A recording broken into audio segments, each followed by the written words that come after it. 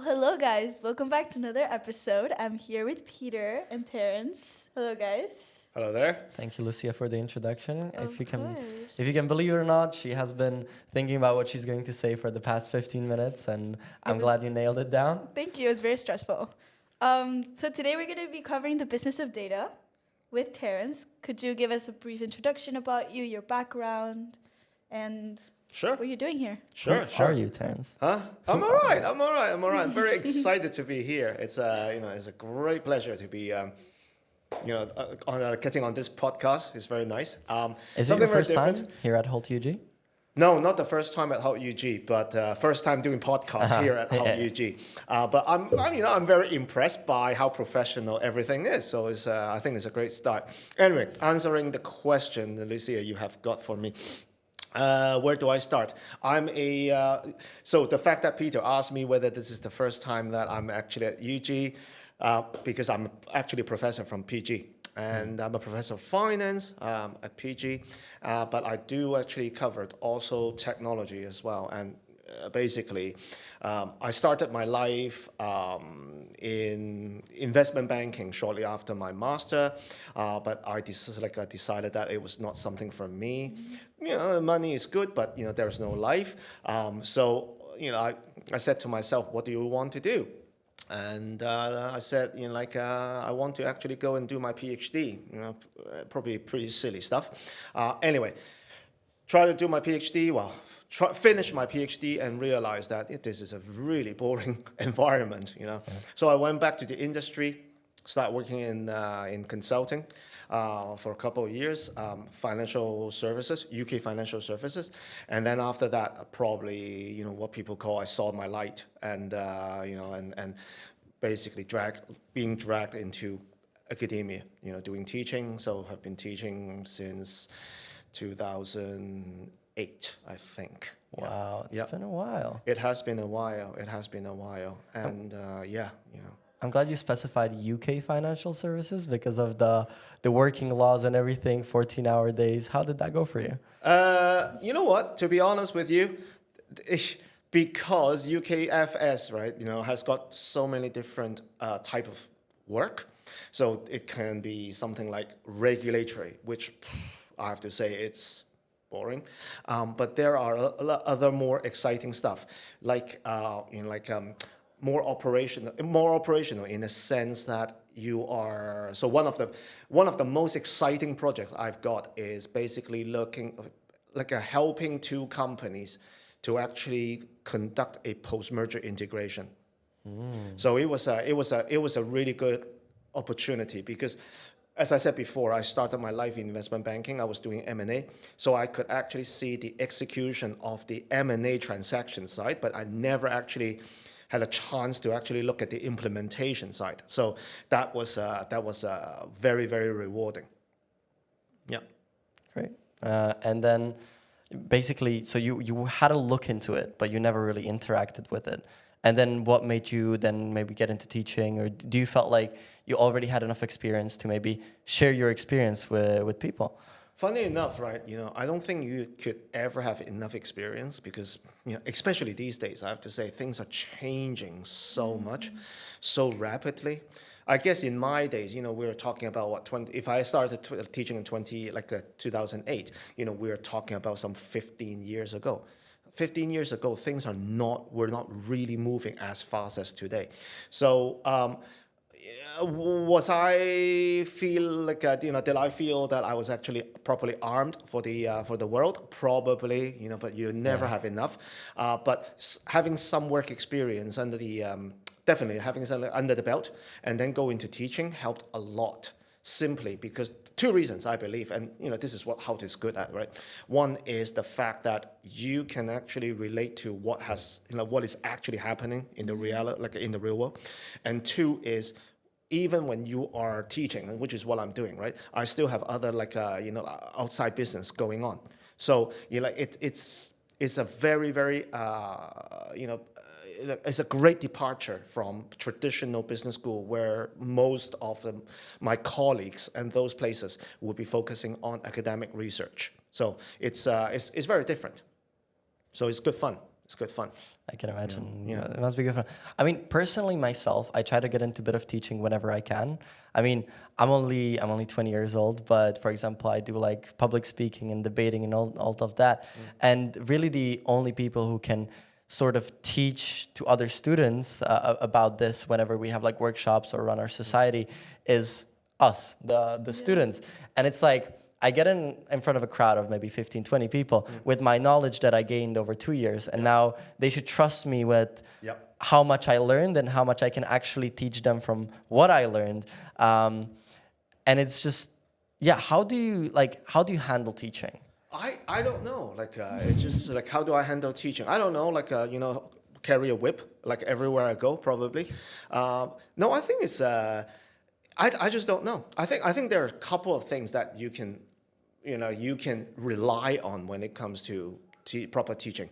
One is the fact that you always tap on the actual issues, right? I think that's one. Two is you try to actually come up with better ways to actually get the students to understand things, right? So I'll give you an example. So in addition to the fact that I teach finance, because of what I've started doing several years ago in technology, so I got a chance to actually teach AI. And but you can talk about AI on the board and like read a book, and you can grab some idea. But how do you it almost sounds like the only way you can really actually do teaching, like AI, is by being able to code. But I'm not a coder. No one would have the time to actually learn Python. So I started to actually use Excel. Okay. Basically get the students to actually do some very basic Excel, right? And it is through the Excel. The calculations itself is meaningless, but it is the fact that they could actually see what are they actually doing? Like basically, you are processing equations and numbers, and how do actually those numbers actually be showing as accuracy? And what exactly where does the accuracy actually come from? So, I try to actually do something different, and to get the students to be more engaged and have a chance to learn something from a different perspective. And then another way to do it is try to actually make it as practical as I possibly can, because that's if the students can see the practicality behind what you are saying, what you are teaching, I think it will go down a lot better. Yeah. Actually, I was we talked about this in the episode with Daniel too, but I was talking also to a couple friends that go to other unis, and they told me that their professors have the background and they have the knowledge, but it always comes down to the way of teaching and going into more specific teaching styles that benefit the students or more hands-on and revolving the coding. I'm actually like learning how to code right now and taking coding classes and actually going through the background of like step by step, and actually we used Excel the other day. That actually does help a lot. And this revolves around a question that I want to ask you, which is the revolving around teaching. And I want you to describe blockchain to a kindergarten. Oh my God. Blockchain to a kindergarten? I guess don't learn. No, actually, no, it's not true. It's not true. Blockchain to a kindergarten. So I would say it is all about how you can actually build a system you can trust, but the trust is not actually provided by a third party. In other words, right, the trust, it's actually come from not, let's say, Peter, who is the authority. It will be coming from Peter, Lucia, and Zane over there at the back end. As long as Lucia, Zane, and Peter, they say, yep, this is true, this is true.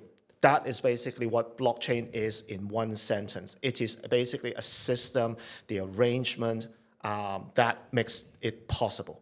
And how do you think we get everyone to say, yes, this is true?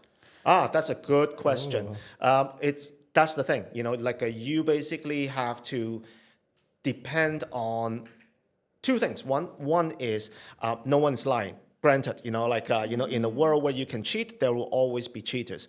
But, the key is having the majority to say yes. So let's say the three of you, if two of you say it is yes, and one of you say it is a no, basically, we can say that, the two who are actually saying say yes must be the true form, right? So this is how it works.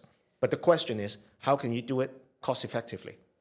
Could you compare this to, I mean, a quote from 1984 is like, if everybody thinks the same way, if everybody thinks something is true, although it's not, it is, because that's how the world seems like. Yep. That is basically true. Yep. Having said that, right, it is possible, right? If all of us basically believe that something is true, must be true. Having said that, it has been seen, tested in the past that, what people call the collective wisdom or the wisdom of the crowd, it actually works. At Google, for instance, they actually did a piece of, not actually research, come to think of it, it was actually what they were doing. So it was not Google initiated, but it was actually the staff who were actually trying to actually put it together. And they were trying to say, okay, who is going to be the president of United States of America next, right? And people would just vote. And then they have got on the screen what people have, believe it to be. And what they have found is on very many issues, from presidential elections to I can't remember what, right? Basically the wisdom of the crowd almost always wins. So there are certain values to be had there. Not that but everyone, of course, if everyone is delusional, that's a completely different story. But in a situation where only there could be some people who are delusional, others are not, which chances are we are probably going to see the crowd be making the right prediction. And this is what people call the prediction market. And as a matter of fact, there is a company, blockchain company out there that has done that, exactly that, basically using blockchain to create this kind of so-called prediction market. I do like that the crowd is, like, whenever you got the crowd on your side, you're basically the winner. I mean, whenever we go to pitching competitions with our startup as well, is a lot of the times we're like, oh, maybe the judges didn't pick us, but a lot of the times we're the favorites of the people, and this is what we feel like is the win. And I feel like a lot of businesses do need that public support, because whenever you have the crowd, you have a larger connection, a network of people, this infinite web of these connections. So really, just having that crowd on your side is definitely a benefit. Yeah, I mean, I think that is the reasons why I think I shouldn't be saying this as a business school professor, but I believe that one of the most important skills, and this is definitely the case in finance, it's not the actual hard calculation skills, because calculations, let's face it, can actually be done automatically by Excel and a more advanced technology. What I think is far more important, and when it comes to finance, is basically being able to actually tell a great story. Storylining makes a huge difference. This is especially the case in valuation these days, right? So going back to what you were saying, Peter, if you're standing on the stage, if you can actually do a wonderful storytelling, right, with some data backing you, it's a winner. It's always a winner. The question is, how do you do it? I think it's an art. It's not a science. And I personally don't teach it. It's almost like, okay, you know what, guys, knowledge is important. But yes, knowledge is important. But how you package the knowledge, I believe, is just as important, if not more so.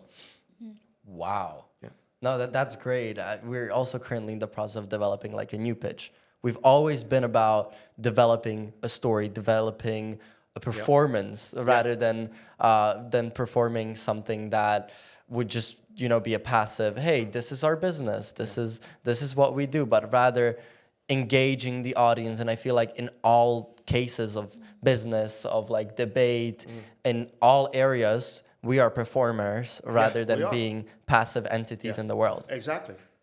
I'll give you an example, right? For my company, the AI company I co-founded, the way we do presentations, we thought that the outside world will be a lot more interested in the AI, and the capabilities you got, we can provide for our clients. But lately, we actually changed our presentation style a little bit. We all now we almost always start our presentations with talking about ourselves. Now it sounds very egoistic, but I believe the key here is that AI, selling AI is a very is not an easy thing. All right, Yeah. let's face it. But so what people are actually buying, what clients are buying a lot of the time is buying trust. Can they actually trust you to actually do the right job, right? Not just a good job, but the right job. And so, if you're thinking about pitching, what you're doing is, when you're seeing investors, what the investors really care a lot more about is, can they trust you? So you actually spend the time upfront to actually develop that trust that, that must be built as a foundation for the for the business to come. So it's very, very important. I think it's one thing that unfortunately we are a bit late in discovering, but thankfully or hopefully it is we're better late than never. So you set up this balance of doing a performance, doing an art, and then on the other side you have data. Yeah. So if you think it's all about maybe performing with a bit of data, why data? Why are you personally so interested in data? Because data actually makes, so if you think about it, right, narrative is very diffuse, is very contextual, right? But text is very specific. So you are essentially taking a two-pronged approach. Right, two-pronged approach. One is convincing, getting the emotional connections. The other one with the hard data, you're basically showing how solid your argument is, right? So and I think they actually have to go hand in hand. You can't get away with it. There was a very interesting piece of research that was done not long ago, and looking at people who are. I don't know how do you actually I can't remember how it was actually defined successful. Well, let's call it successful. And they were basically, they were looking at four types of people. One is, STEM, okay? STEM only. One type, one group of people is communication only. One is communication and first STEM and then communication. And then the last one is communication, then a first STEM, something like this. I can't remember exactly. Okay. What the research has shown was that even if you're good at STEM, but you don't have the communication skills, you are not going to be as successful as those people who are strong in communication skills, but with some STEM background, right? So it is clear that the mix is important. Yeah, actually, one of my biggest role models is my father. And the other day he sent me a recording of one of his presentations that he did in Telefónica in Madrid. Yep. And his business is all about AI and VR. And he's working with the Spanish military about whole VR. I do not understand anything revolving around VR. But one of the talents that he does, and it's something that I try to implement when I do presentations in school and stuff like that, is that he puts out his personality, and you can hear the crowd laughing with him. Yes. And he makes jokes about the VR, and he goes Yes. oh, and this is when we were over the port with the drone, and I was in the back of my couch with the glasses. And then you hear the crowd laughing with him, and then asking questions about it. And not only as a viewer, I understood what he was talking about without having much knowledge about it, but I feel like I knew him. I feel like he was my friend, and I think that's how he built the trust within the crowd. And that is something that I try to implement in all my presentations, which is hey, this is me. I'm your friend. Yeah. I'm just about to explain to you something that you might be interested in. Yeah, I think that is, first, I envy you, I have to say. The fact that, one, you have got a father who could be a role model. It's not always the case, right? And second, you are willing to use your father as a role model, right? Which my kids will probably say, nah, not this guy. But I think, I think what is important here, right? And I think you highlighted very, very well. And that is the fact that no matter how, surely, selling VR and AI stuff, right? These are all data driven. These are all, that there could be a business case to be made, right? But the problem, of course, is promoting those kind of things, even though economically speaking, rationally speaking, that it can actually be value creating, right? But you still want to actually have someone you can trust to actually to have faith in this type of technology, right? And that's that's the reasons why I think a lot of the tech entrepreneurs, what you have seen, especially the successful ones, right? You can argue that they're some of them are crazy, right? Others are just completely mad, but a lot of them are are able to make the emotional connection. And I think that's very, very important. Well done, you, Lucia, I have to say, because that is a skill that I believe that will be extremely valuable in the years to come. I mean, coming back to communication of your knowledge, I feel like everything I do, I learn really hard. So it's really hard for me to actually absorb information. So I would say my communication is really up here, while the knowledge, not so much, just like how you mentioned with the communication being up there and STEM really low. But I do feel like a lot of people are lacking and focusing too much on actually learning new information while not at all developing their communication skills. Yes. And I can't comprehend it. Yeah. I feel like they focus, even like some courses, they focus on 3-5 years doing their PhDs, on doing all of their research without knowing how to communicate that information that they absorb. Yeah. And it's like, why are you doing this? Yeah. Why are you doing this if essentially once you go into the workforce, you're not going to be able to get hired? Yeah. Because when you go into that interview, if you can't convey that information, you're essentially, you do not know that information. Correct. To the outside world, Correct. you didn't do your research. Yeah. I mean, I have seen, especially in teaching finance, I've seen a lot of cases like this, students very, very good with the technical stuff. They can pick up all the equations, applied all the learnings onto their work. They can build financial models with their eyes closed. But the problem here is this. If you look at the how at least in M&A works, right?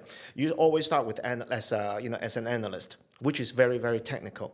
But over time, as you actually move up the career ladder, it will become less and less technical, but more and more about client facing. Because ultimately, when you actually move to a more senior position, the only thing you'll be doing is not in front of the spreadsheet. You don't even look at the spreadsheet. Communication. It's basically being able to sell, right? Yeah. So I think, in the case of Lucia and, you, Peter, too, right? What you're essentially building is, the skills that will come in very, very handy much further down the road, right? Going beyond the interviews, but you are you are arming the right skills, for that. That, however, doesn't necessarily mean that the hard skills are not important or data is not important. It's just, I think you need to have both in order to really actually strive these days. Okay. Going back on the topic of blockchain and business of data, because essentially you guys really like it. Yeah. Okay. Essentially being on the topic of what this podcast should be about. You mentioned that blockchain is something decently new. It's something disruptive, something innovative. What would you say blockchain replaced? What would you say there was before, and how did these systems work before? Wow. Okay. How much time have we got, by the way? We have maybe another 10 minutes. Another 10 minutes. Okay. So 10 hours. What do I do? We definitely clicked something in his head. So, short answer: none. I don't think blockchain is going to replace anything anytime soon. All right. Simply, I think there are two big problems here. One is way too expensive. If it is too costly, companies are not taking the risk. Okay. It is as simple as that. Everything, if we were to actually apply our, experience in selling AI, on blockchain, time and time again, clients care about one thing, and that is return on investment. If the investment is too high, there is no way you can actually get a decent return out of it. So I think it's not anytime soon. Two is too complicated. It's just way too complex, the system, right? There are lots of developments too, don't get me wrong, but it's just at the moment, it's way too complex and it's very, very difficult to do. So now, what is it going to replace, right? I think the first slide answering the question is some of the financial services, all right? And it has already happened, okay? Now, if you think about it, financial services is easy to be replaced by blockchain, at least in theory, because what you are exchanging is nothing but digits. That's what you're doing, right? So essentially, right, that is something that is perfectly good as a means of for exchanges, right? Money for money or money for digital products, right? Is perfect for smart contracts. Right, and so we have already, and this is one of the most, to me anyway, from coming from a background in finance, decentralized finance is a very, very exciting thing. Okay, we're not going to go into it, but how many people are actually using it right now? I think you could say there are lots of pioneers using it, but I don't think it will go down to the general public anytime soon, considering the general public is still quite resistant to cryptos. So we're quite far away, right? But, I guess, it has already started. The change, if we can even call it revolution, has already started, but it is going to be a very, very long process. Now, you mentioned it's going to take 10 hours to explain. Yeah. Another 10 hours. Good. If we come to having something replaced, what would it be? Good question. Good question. What is going to be replaced? I think one of the things... So, interestingly, we believe that one of the things that can actually be replaced in the next, I think 3 to 5 years, are all these aggregators apps. Okay, so like Uber, or let me ask you a question. When it comes to Uber, right? So let's say you actually come arrived right at the airport, and you want to order a taxi. Okay, how do you order a taxi? Well, you can actually press Uber. But the thing here is you don't you don't know how long it will take for the taxi to come, right? And we all live in London, and one thing that London has not got is patience, right? So Yes. right, and so you look at Uber, you say, the taxi is gonna come and then you actually what do? Is you open another app. Right, Bolt. right, at both, right, let's say, and then you may say, you know what, let me actually try free now as well, and see which one of them you actually get, will get you the taxi quickest, right? We do that so often. We do that so often, right? Exactly. Now, what I think is, if you think about it, what the a Bolt, right, Uber and Free Now, they're all basically, a shared economy platforms, whatnot. But I think very soon what we'll start to see is another app on top of it that would actually help us to make the necessary decision. So manages all of the apps for ordering. Exactly. Now, this is just a stylized example, but I think what happened is a lot of the decisions we will be making soon will actually be taken over, done by some sort of, algorithm, right? And we will be too happy to delegate those, decisions to the algorithm, rightly or wrongly, right? Because it's, convenient. So I think that is going to be, one thing that we will see, being replaced. I don't want to actually venture out into talking about what type of jobs will be, taken over, because there are just a lot of people talking about it. So, I'll rather stay away from it, right? Of course, it's a big buzzword. It's a big buzzword, exactly. AI, blockchain. Exactly. Yeah. Exactly. Do you think there's any risk in that? Like you mentioned that one app, one platform is going to manage all of them, all of that bias that could be in the algorithm. Yes. Yes. What's the risk? Oh gosh, there are lots of risk, right? So one thing that everyone have heard of is how biased AI is, discriminations, right?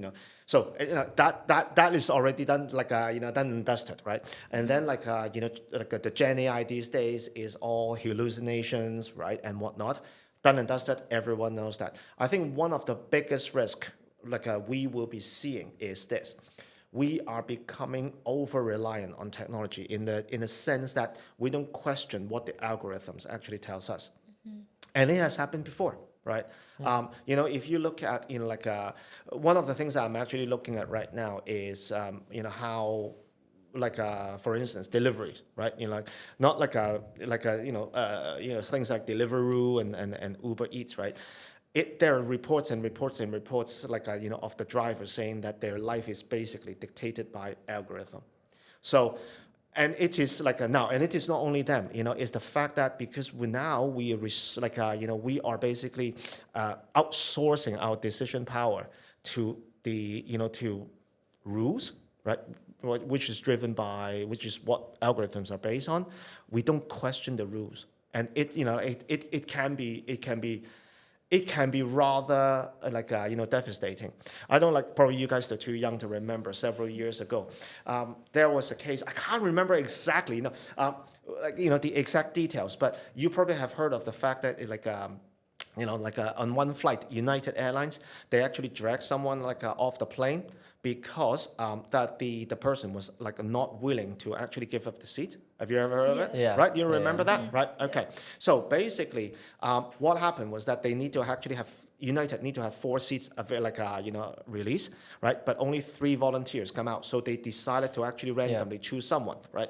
The question on that very day was this: even though the person who was chosen, he had actually got a surgery to perform the following day at the destination, right? By definition, if there is a human making the decision, the human would say, oh, would there be anyone else who is willing to actually get off? No. What happened was on that very day, all the staff decided to actually follow what is exactly stated in the rule book. Get the security, drag the person out, drag the passenger out. It's crazy. Wow. We stopped actually thinking about, whether the rules are actually applicable, right? It's crazy. There is no sympathy, there is no empathy, there's no nothing. There's just no human factor involved. Now that, I believe, is a very, very big risk. And I think that's why rules should constantly be changing and adapting. That's actually one of because I'm a huge history nerd, and that's actually one of the things that I've noticed. And I won't specify because I don't want to get into any political debates. Yep. But I think that's why a lot of countries have issues where they haven't really updated to the current modern world. Correct. And everything goes specifically by rules. This line says this, so now we have to do this. And it's okay, yes, that worked 20 years ago, but what about now? Yeah. Exactly. I think the technology has moved on, but our human OS in very many places, we need a reboot as well. Or at least, we need to add more lines of code, right? But unfortunately, getting the OS to rewrite the OS is very, very difficult. Yeah. Cool. I think we're kind of running out of time, unfortunately. No, I want to actually stick around for longer. Another 10 hours. Yeah, exactly. No one is allowed to go. I mean, we're going to release a really special episode of 10 hours, I'm sure, someday. We'll sit him we have this tradition that actually came from a guest from quite a while ago. He's going to be really happy. He's a Hult alumni as well. Okay. And the question was, would you date you? And I feel like this question, for some reason, really specifically fits you. Would you date you? No, I won't. Why not? I will not, definitely. Why not? Oh, because if he knows, if I know his habits, I would not actually date him. He is totally undateable. No way. No way. When he eats, he spit, right? That's why in my class, students sit from the 3rd row only, right? They don't actually sit at the front. 2, I don't talk, I shout, as you should know by now. Yeah. So basically, everyone has to actually claim insurance. That's great, though. I feel like your way of speaking is really engaging. So your communication. That's what. Of course, that's what you said. Yeah. Because I'm doing this voluntarily for you. That's why you say that. Thank you. It's very kind, Peter. Actually, genuinely, I've talked with a lot of people. He's a great host. He's a great host. No, he's not selling it. He's he doesn't normally say that. He doesn't normally say that. No. Oh, you're a great host too. You're a great host too. Yeah. No, genuinely, a lot of times when I speak with people, a lot of times I'm bored. I'm oh, when is this conversation over? But with you, you keep re-catching my attention and Oh no! You guys are good. Don't put the blame on me. You guys are really, really good. Thank you so much. Thank you so much for being here. It's a great pleasure to be here. Thank you so much for having me. Thank you very much, Lucia. Thank you, Peter. Thank you, everybody, for listening as well. Everybody.